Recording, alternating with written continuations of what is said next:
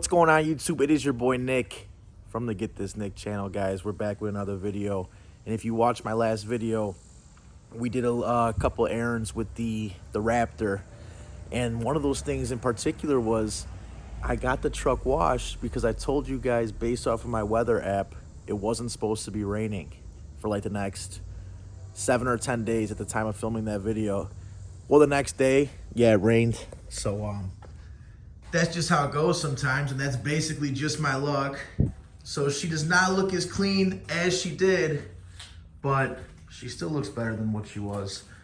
But yeah, I was actually checking under the hood the other day of the truck, and I noticed that the coolant level was like a little low on it.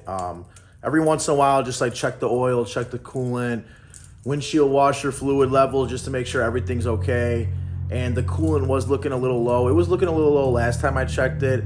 Nothing crazy came, like a coolant, a coolant light or anything like that. But I got a little bit of time. I want to get that topped off with some coolant so it's at the correct level, and we'll just keep an eye on it. I don't think anything's wrong with it, but over time, it's a 10-year-old truck.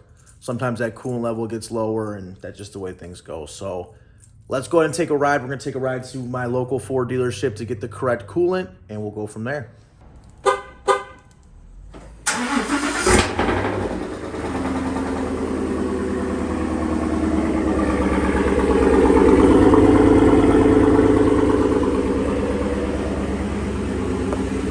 Was like a little bit of a cold start in the garage because I haven't really used the truck all weekend, so that's why I had a little bit of a pop on that Corsa exhaust. I don't really drive, I mean, honestly, I usually only drive this truck to and from work Monday through Friday, so she's been sitting for a few days, cold engine, and but that Corsa exhaust, there ain't nothing like it. I know there's a lot of people on forums and stuff that are looking for the best exhaust for these trucks, Gen 1 Raptor, and I find it very hard to beat that Corsa Extreme exhaust. It's not too loud, and when you step on it, it really wakes up. It's just like the perfect exhaust.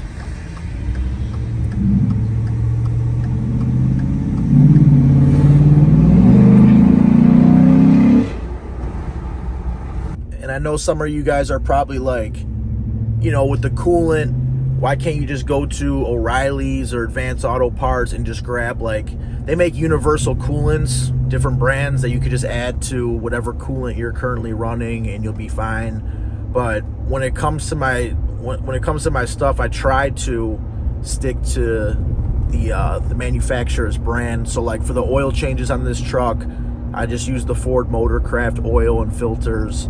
And now for the coolant, I'm going to be using the Ford Motorcraft coolant. And I know there's people out there that are like, no, like AMSOIL's better, or this brand's better than Ford or whatever, but I don't know, just a thing of mine. I like to just stick to what, the manufacturer's brand, and that's how I do it. You guys can do whatever way you want, but that's how I do it. And how often you change the oil is way more important than what kind of oil you use. So just remember that too.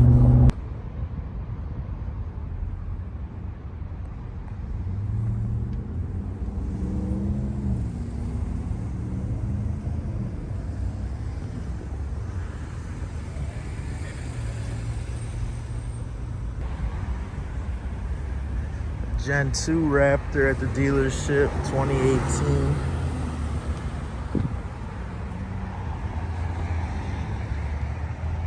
It's got the rigid lights in this one.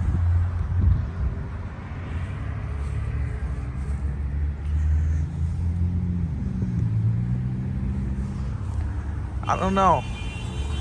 I still like the Gen 1 better, I think.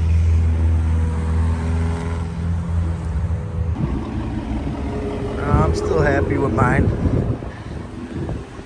Still happy with this one. Alright, so we got what we came for. The Ford Motorcraft antifreeze coolant. And this is the one that's already pre-diluted. So you do not have to mix distilled water. You just go ahead and add this. Now keep in mind, I'm using this because it's backwards compatible with the coolant I already have in the truck. But you don't ever want to just go ahead and start mixing coolants. If you don't know what you have in the truck, you're better off draining what's ever in there and just going ahead and topping it off with all new fluid from whichever brand or, you know, your choice.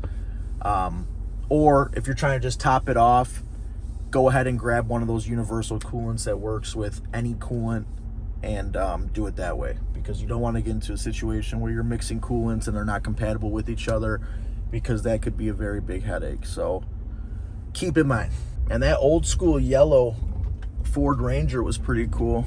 I wonder what year that truck was. And as you guys saw, there was the two Gen 2 Raptors there, which are nice. Like, I know everyone always says that the Gen 2 Raptors are way better than the Gen 1 in every way possible.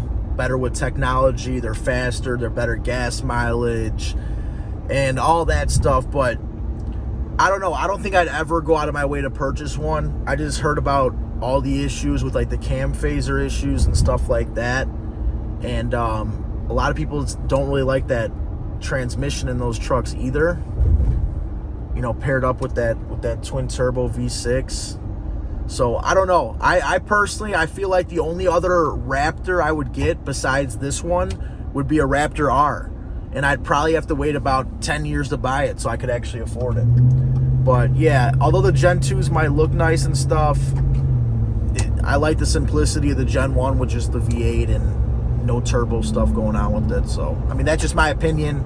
I know there's people that have driven both generations and they swear the Gen 2 is better. They'll never go back to a Gen 1. And I've also seen vice versa, where people have had a Gen 1, they drove a Gen 2, and then they said, no, the Gen 1 is still what I like better. I'm going back to the Gen 1. So it's all personal preference, just like anything else. So we're back from the Ford dealership. I'm in the house, chilling out in the AC really quick. I got the truck in the garage, cooling down. I haven't added the coolant yet. I'm going to wait till that engine to get back down to the cold level, and then I'll go ahead and top it off. But the coolant, the main takeaway from the video is the coolant is something that you should keep an eye on, because if that engine gets low on coolant and you're running it and you're still driving your vehicle normally, that engine could be operating at too high of temperatures, causing parts to fail, head gaskets to blow, your whole engine to blow up, whatever the case may be. And all those things are very expensive and very time consuming, when all you really need to do is just keep an eye on that level and make sure everything's good with it. So be sure to always check that and keep an eye on it. If you have a cracked radiator hoses, and you actually have a coolant leak, then you need to get that addressed. But in the case of my situation with the Raptor, I just think it's just gotten a little low just because of overtime. And we're going to go ahead and top it off to the proper level, keep an eye on it, and we should be good to go. So going to give it about 10 or 15 more minutes, and then we'll go ahead and pop out to the garage, finish doing that, and we'll be good. Coolant. I think I've said the word coolant like 500 times already today. But, you know, it is what it is. We're going back out to the garage now to get this done. So let's go see what we're working with. And now you can see cold fill range. We got it right in the middle, which is good enough. I'll just keep it right there like that. So that's going to wrap it up. The coolant's topped off. The next thing will be an oil change within about like 1,000 miles, I want to say. I think. I don't know. I got to double check. But maybe I'll do a video showing you guys an oil change on the 6.2 liter from Ford. And yeah, we can go from there. But until then, if you guys are liking the Raptor content, please be sure to like, comment, subscribe, all that good stuff. And we'll see you guys on the next video. Peace!